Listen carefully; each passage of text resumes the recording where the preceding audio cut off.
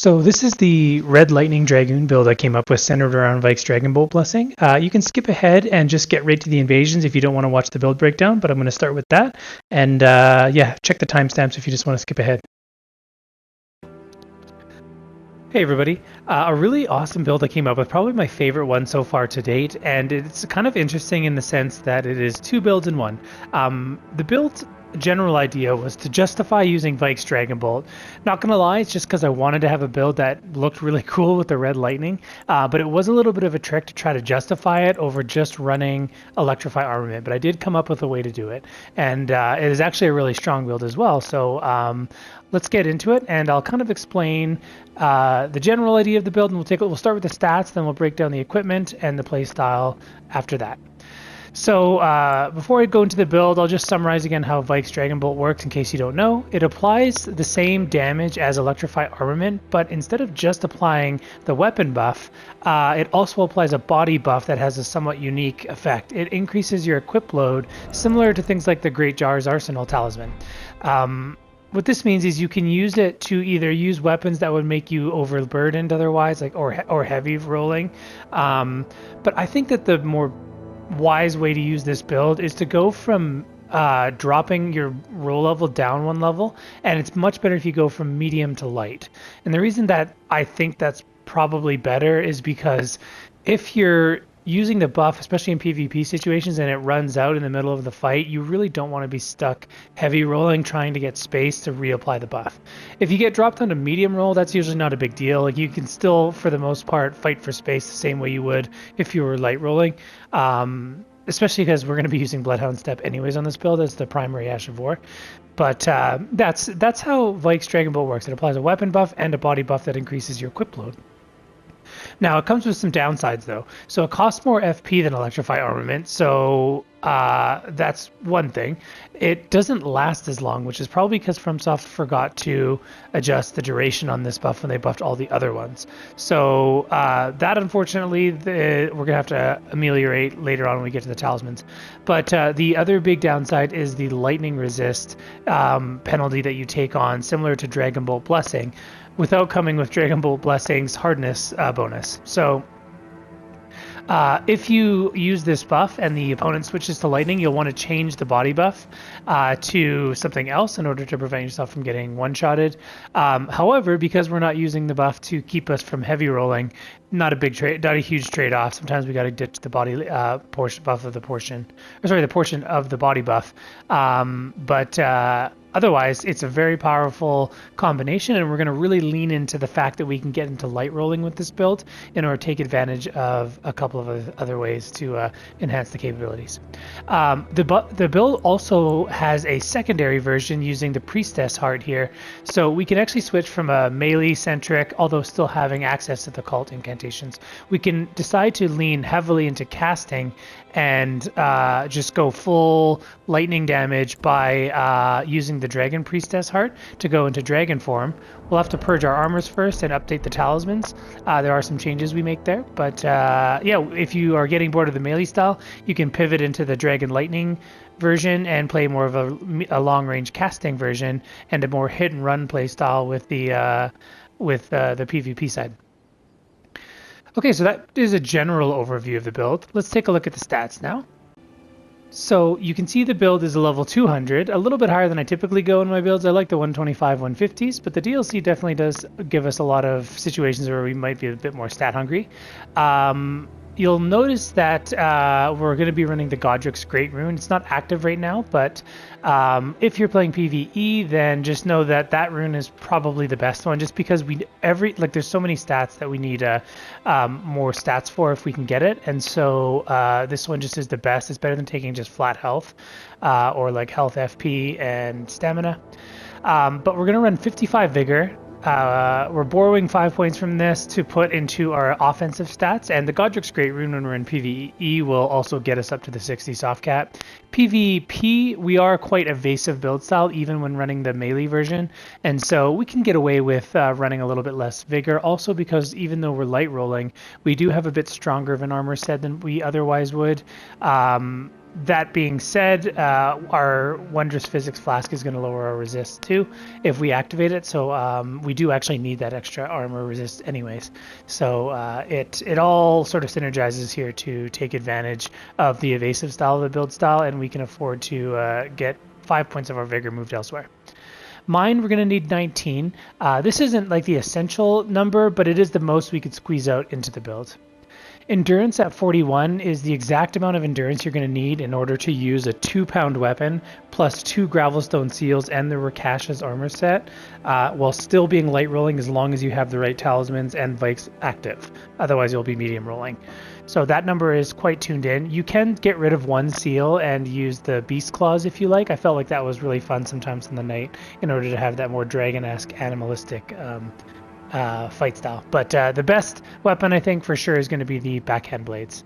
It just synergizes really well, again, with the way this build builds up damage.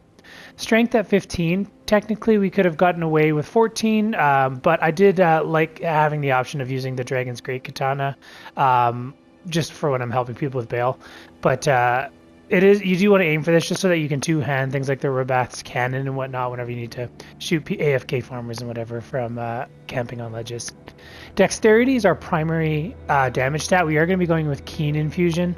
That is so that we can apply weapon buffs as well. So Dragonbolt Blessing in order to or Electrify Armament if they're running lightning damage and trying to punish the lightning weakness.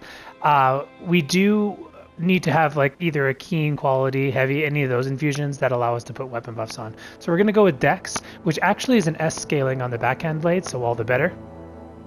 Intelligence is the only stat that we don't realistically need any changes in, so we'll leave that one at its starting level of 9. If you're curious, this is a Confessor base, by the way. So you will want to run Confessor. Faith at 60, this is our second damage stat, so the faith scaling portion of your seal is what decides how much lightning damage you get when you use the Dragonbolt Blessing or Electrify Armament. So getting this as high as possible, but not at the expense of dexterity, basically, is the goal. This also will make it so that our incantations, both in our dragon form and also when we're in our knight's form, is more powerful. So hence the reason for the faith. This also means that we get a lot of value out of heal from afar too.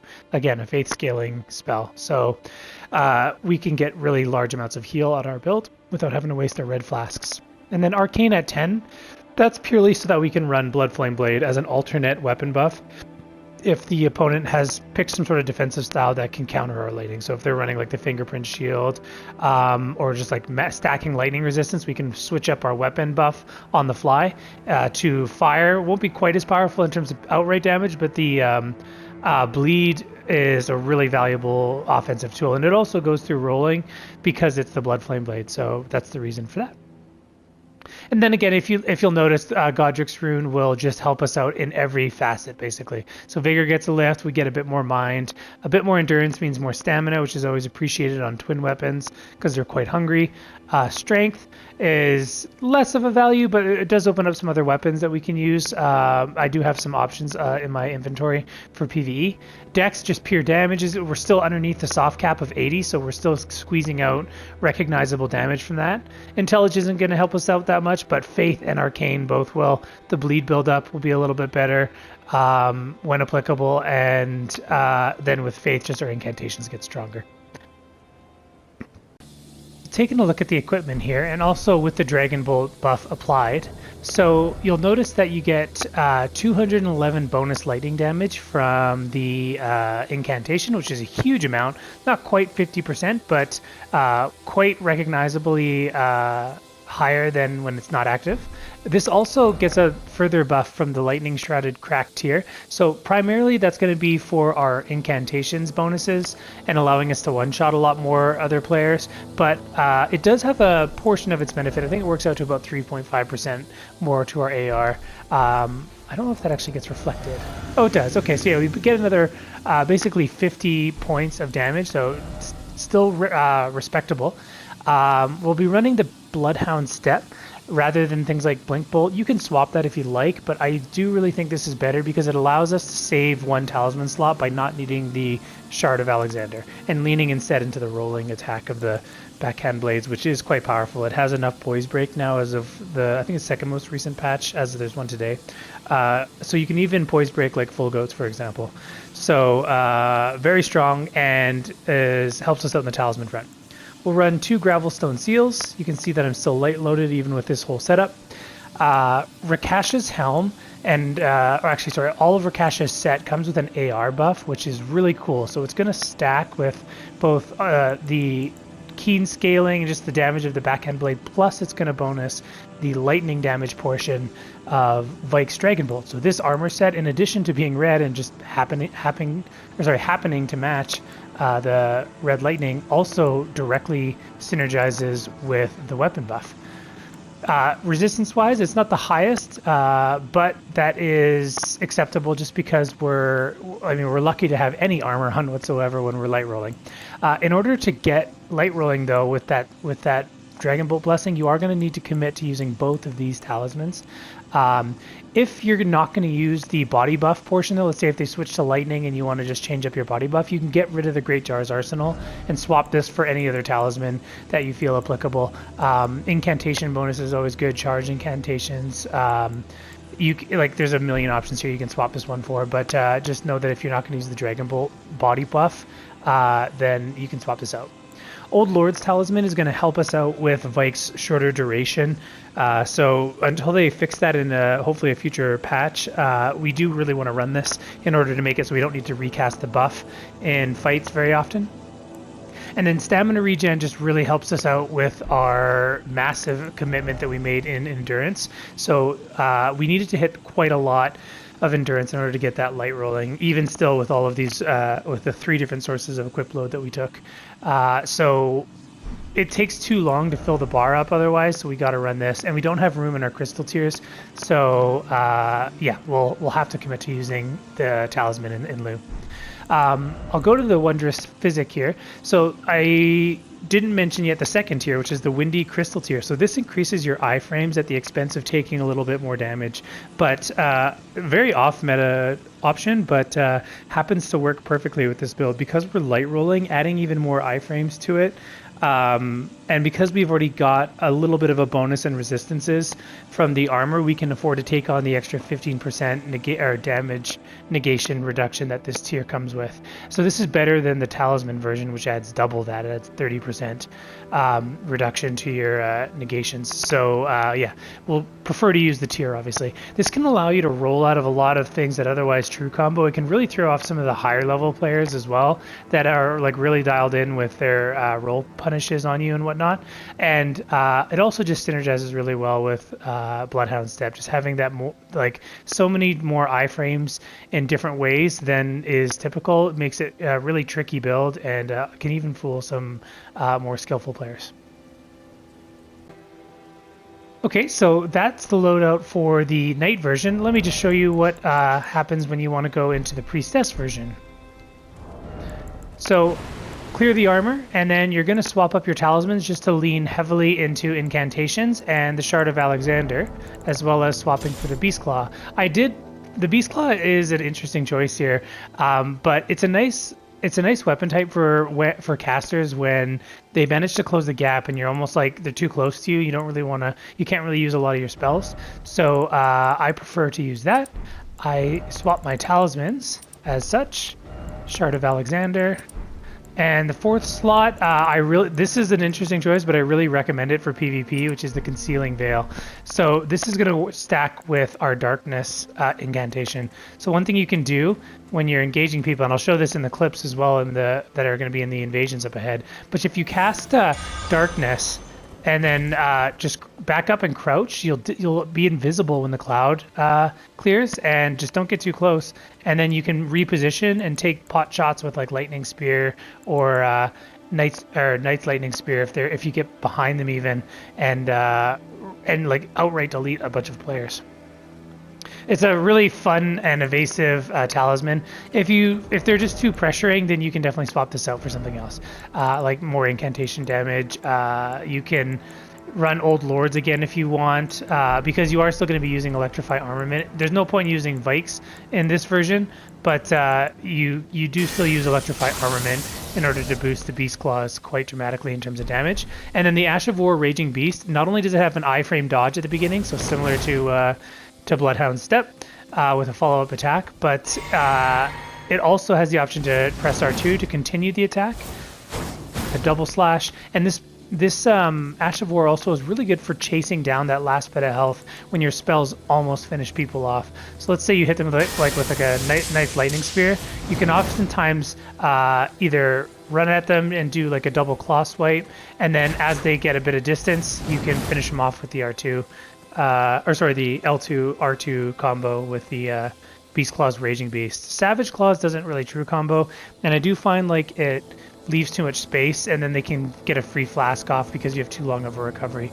So that's why I prefer this one. It's just better for finishing them off once they've almost died from one of our spells. Obviously, you're running 2 Gravelstone Seals as well, and don't forget to buff with the Priestess Heart again, because that gives you another bonus to your Dragon Cult incantations, and your Wondrous Physic is also doing work that way too.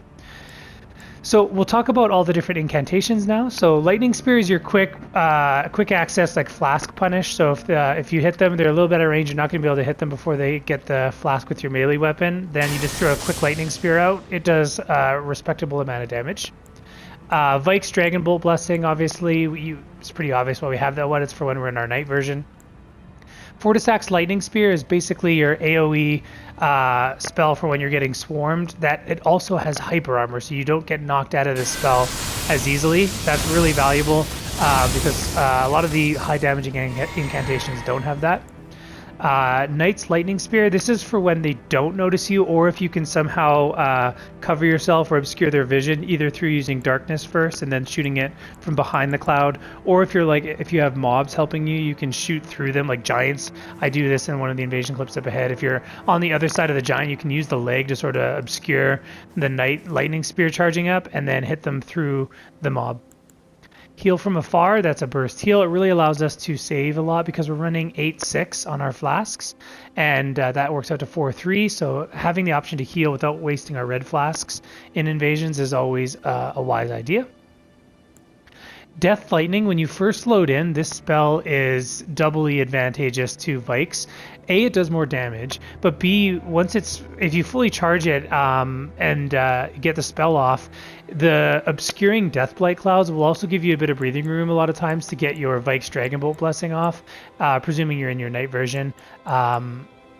So, because most people are not going to want to run into the death cloud and try to start swinging at you until they're sure that it's cleared, and then your iframes are gone. So hitting this will not only delete anybody that's getting greedy and swinging at you in your iframes, but B, it buys you a bit more room to also get your Vykes Dragonbolt Blessing, because when you first load in, you only have time to drink the flask, and then you can get the spell off. After that, we've got Electrify Armament. That's just in case you want to buff your weapon, still retain the ability to get that nearly 230 damage or so. You want to have that ability to have that without taking on the body buff every time. And it also lasts longer, which is nice. And then Bloodflame Blade is just on swap in case we have an opponent that's building up using lightning resistance, either incantations or consumables, just trying to counter our build. Then we can switch up the weapon type damage, so we'll get fire and bleed when we swap to this. It also is really good for getting through Great Shields because the status build up will create an alternative form of pressure. So you do have to kill yourself or get killed if you want to swap back to the Knight form, just as an FYI. So just be aware that going into the casting version of the build is committal. Like, you are going to have to stay in that version until you manage to get taken out by somebody. So I'm just going to clear my dragon form there. I also want to mention some of the alternative weapons that we run in this build just on swap. There are circumstances where you're going to want to have the option to swap these. So because we have such a high equip load, you can also use heavier weapons. You just won't be able to light roll when you use Vykes. So I like the Dragon Hunter Great Katana just for the aesthetic, but it is also good for helping whenever you get loaded in with Bale. On the PvP side, I do like to have the Dragon King's Cragblade for the Ash of War, and also just having a heavy thrusting sword. It's a really powerful weapon type for chase downs. You do have to two-hand these weapons, just be advised, if you want to use them. So you are going to lose access to your seal if you swap to these. But Dragon King's Cragblade is really good for the dragon form. So just in sort of a appropriate weapon type and weapon art for the build, which is red lightning centric. You also have Bolt of Gransax. So if you are loading in and you want to try to snipe somebody from afar, you can swap the talismans to just boost Vykes via the Shard of Alexander, Godfrey's icon, the Lightning Scorpion, and the Ritual Sword Talisman. You can give up this one for the Concealing Veil, though, if you just want to reposition. I feel like the 7.5% damage in this one's less valuable. If you're near enemy mobs, you can also swap to the Crusade Insignia and wait for them to kill the mob, and then you hit them with Vykes Dragon Lightning Spear. Ancient Lightning Spear from afar, and can take somebody out if they're not full health usually. It did get a bit of a damage nerf in PvP in one of the previous patches, but it still is really frightening. So that's another fun little trick you can do with this build while still staying continuous with the red lightning aspect of the build. Thing I forgot to mention, another benefit of running Vykes in order to get into light rolling with it when we use Bloodhound Step is the fact that we get away from the penalty that happens on consecutive uses. So normally if you spam Bloodhound Step, the distance gets smaller, but if we run Vykes Dragonbolt here,